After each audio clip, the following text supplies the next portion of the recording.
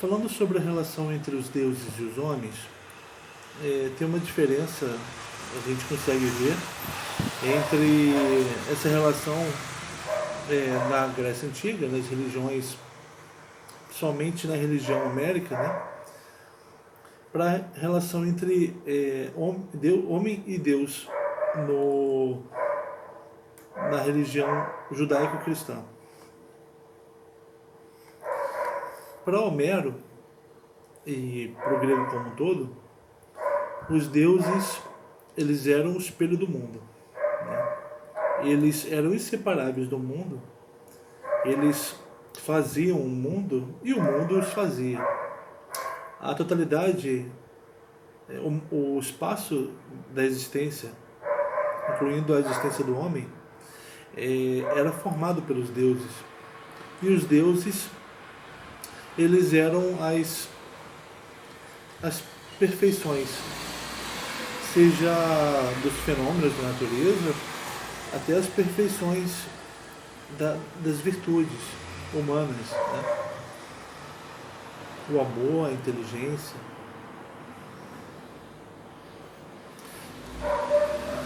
Não havia então uma separação entre homens e deuses, né? E nem deuses e mundo, a ponto do Walter Otto dizer que o mito não é só mito divino, como é mito também dos homens. Há uma mitologia do homem, o homem enquanto aquele que existe como voltado para o mundo, né? Todos os órgãos dele são voltados para o mundo.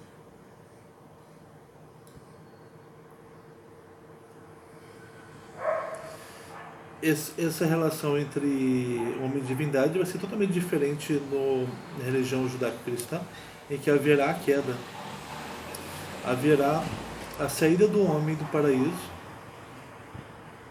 por uma falta, e esse homem vai ter que se conduzir de acordo com os preceitos de Deus para que a alma dele o reencontre depois da vida. E esse homem, então, ele vai ter preocupações voltadas para dentro, voltadas para uma introspecção, feitas através de uma introspecção. Aí haverá uma teoria, preocupações com a alma do homem, né? Mas a alma do homem como algo separado do mundo, algo que tem que ser separado do mundo. Por exemplo, pegando Santo Agostinho no Confissões, ele fala que dele mesmo, né, de como ele sentia prazer com as festas, e aí ele não conseguia encontrar Deus. Ele foi encontrar Deus, ele descobriu que ele precisava se afastar das delícias do mundo para conseguir encontrar Deus. Até a música religiosa era ruim para o propósito dele, porque trazia o prazer da audição. Ele deveria se afastar de todos os prazeres do mundo e conseguir escutar a voz interior dele, que tinha ligação com Deus. Então isso, o Confissões, é uma teoria da alma, mas pensando nessa alma interiorizada, profunda. E tem até o nobre, uma nobreza que pode se enxergar aí, é daquele que consegue essa ascese, esse caminho para a divindade. Com o grego antigo, o cenário é completamente diferente. Você não tem um Deus separado do mundo, você não tem um Deus que criou o mundo estando fora dele, ou como sendo pré-existente a ele. Você tem os elementos que foram se casando e gerando outros, dando nascimento a outros, né? incluindo os deuses e os homens. Então, a totalidade da existência, ela inclui os deuses e os homens. E os deuses e os homens, eles fazem parte da totalidade da existência, do mundo do que é.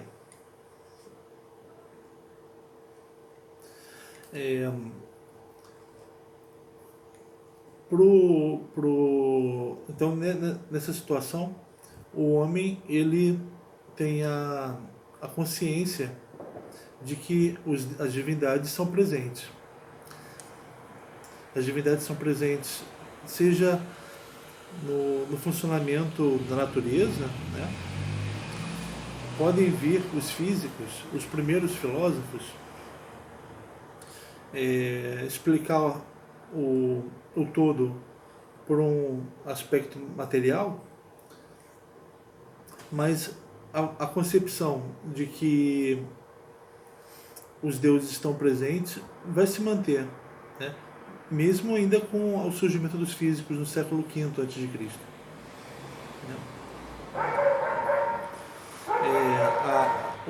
Os gregos eles vão viver sobre muitos anos depois de Homero, eles vão viver nessa visão de mundo em que os deuses eles estão presentes no funcionamento, na regularidade da natureza e também nas emoções do homem, nos pensamentos do homem, nas decisões do homem. Esse homem não vai ser visto como tendo um centro de onde emana o pensamento ou a vontade, como vai ter na religião, na outra religião. Ele é visto como, o homem é visto como tendo uma alma e um corpo inseparáveis e voltados para o mundo, funcionando junto com o mundo.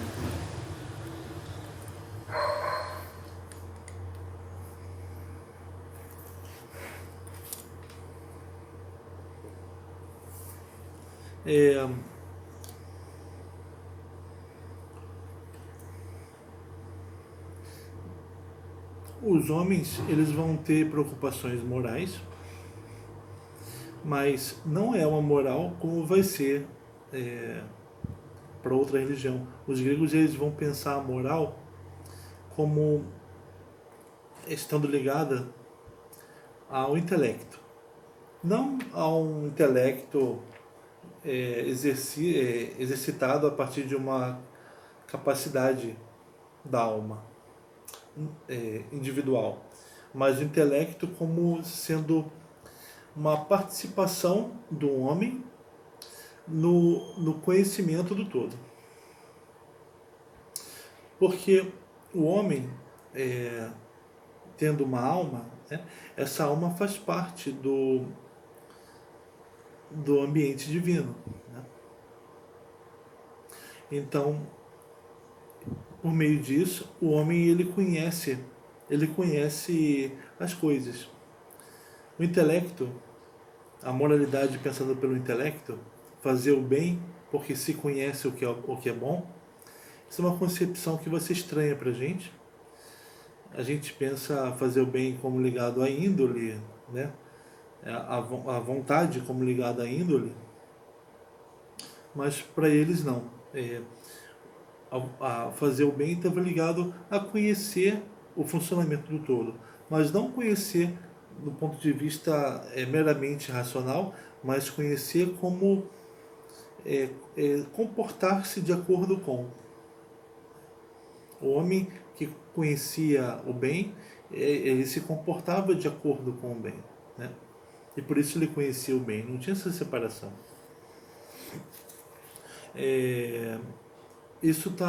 Essa forma de entender está presente no Mênon do Platão, diálogo Mênon. Nesse diálogo, o Sócrates está conversando com Mênon sobre a virtude, se a virtude o que é a virtude. Sócrates está perguntando o que é a virtude, e o Mênon ele fala de exemplos da virtude, né? E Sócrates insiste para que eles encontrem algo na multiplicidade de exemplos de virtudes. Sócrates insiste para que eles encontrem o que faz cada coisa ser a virtude. Qual é a essência da virtude? Eles ficam procurando isso até que eles conversam sobre... Chegam ao ponto de se perguntarem se a virtude é algo que pode ser ensinado ou não. Se a virtude é como o conhecimento, que pode ser ensinado. E eles chegam, e eles vão, tem uma conversa do Sócrates com um escravo que o Menon trazia consigo. Nesse diálogo, nessa conversa com o escravo, o Sócrates prova que consegue extrair o conhecimento de geometria daquele que nunca aprendeu a geometria, dando a entender, mostrando que ele trazia aquele conhecimento com ele, de alguma forma, nunca tendo sido ensinado, né? De alguma forma aquele escravo trazia o conhecimento de geometria com ele, que bastavam as perguntas certas para que aquele conhecimento aparecesse.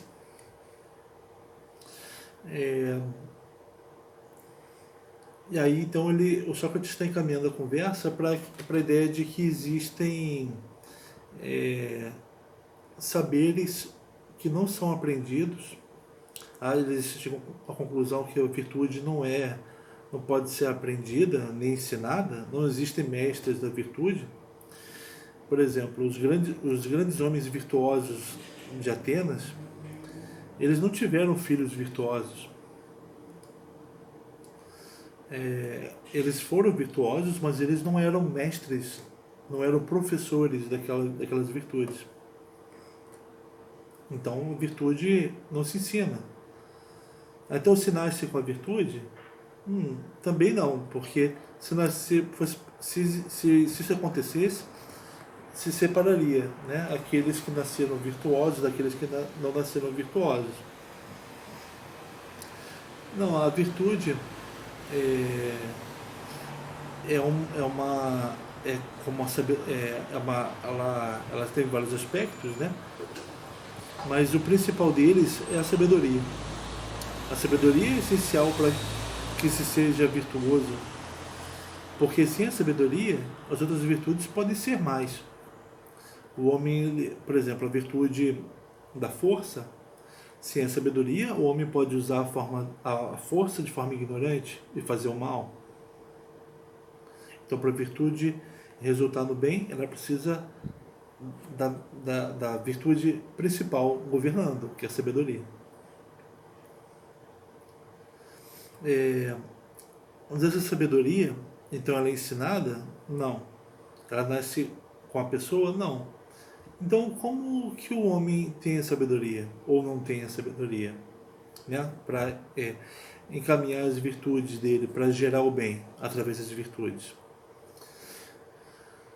Sócrates ele vai considerar, então, que a sabedoria é algo distribuído pelos deuses.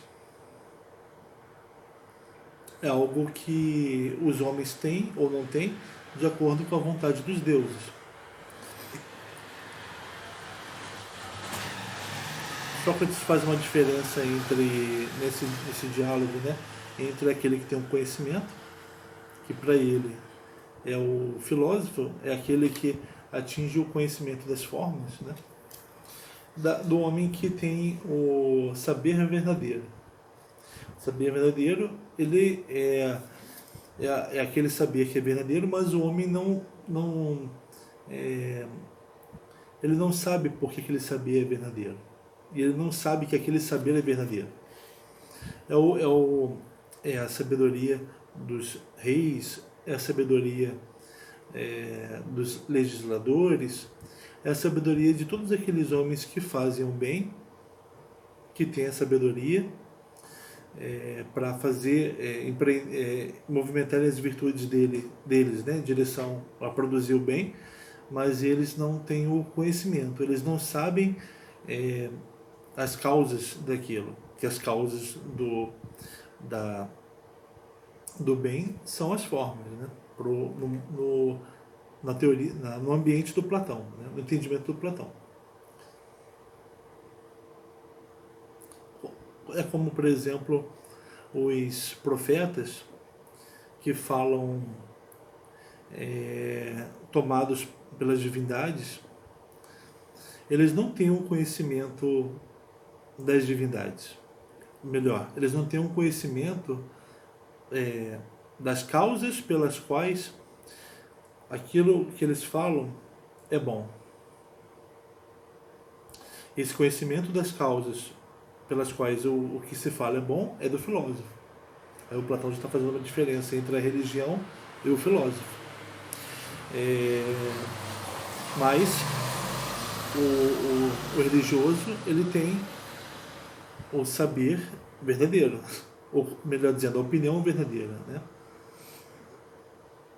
A opinião que seria algo comum a todos os homens, mas tem esse diferencial, o discurso dele tem esse diferencial, essa característica, essa conquista de ser verdadeiro. E ser verdadeiro por quê? Porque ele fala com a virtude da sabedoria. Ele fala de modo a produzir o bem, usando as outras virtudes do homem. Ele fala de modo a produzir o bem em relação à justiça, em relação ao uso da força, em relação ao amor.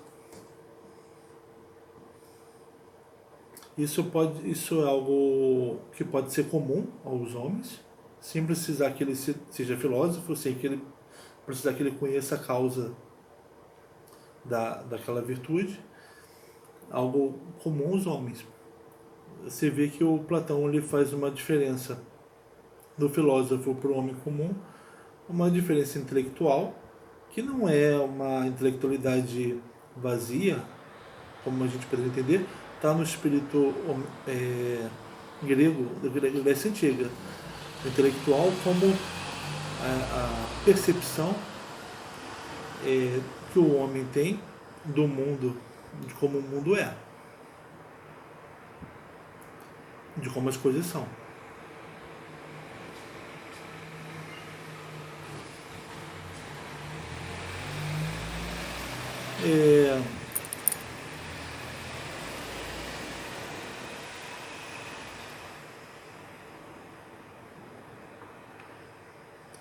Uma coisa mas no ambiente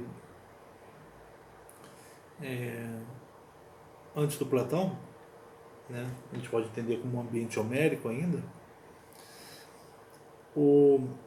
a inteligência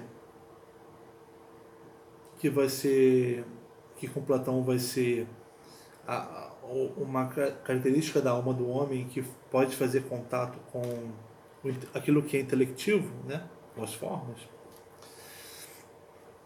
A inteligência, então, é uma forma de sair, é uma saída do mundo, é uma saída do sensível, né?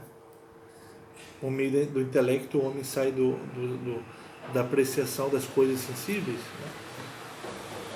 E vai para a apreciação daquilo, das formas, né? Que são as causas das coisas sensíveis. No ambiente homérico, a inteligência não é uma saída do homem do mundo. Não é o homem não tem um conceito. O homem homérico não trabalha com conceito. O homem homérico ele trabalha com a inteligência como a abertura da alma para o mundo. Esse mundo que é formado pelos deuses. Esse mundo que tem o seu sentido dado pelos deuses.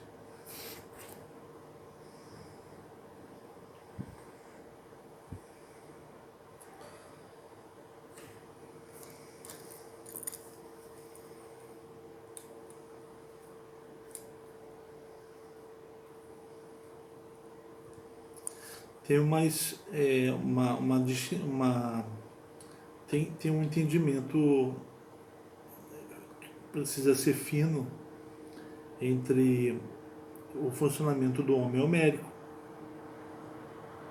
a psicologia dele em relação aos deuses e como vai ser o homem para o Platão. Vai ser diferente a relação dele com o mundo, né? O caminho que o intelecto do homem platônico faz é o de atingir as formas. Ele faz isso fazendo com que a alma dele se eleve até o ambiente dos deuses. Tem um lugar para os deuses no pensamento do Platão, mas não é os deuses como presenças nas coisas que os homens fazem, né? Os deuses como a razão para o que os homens fazem.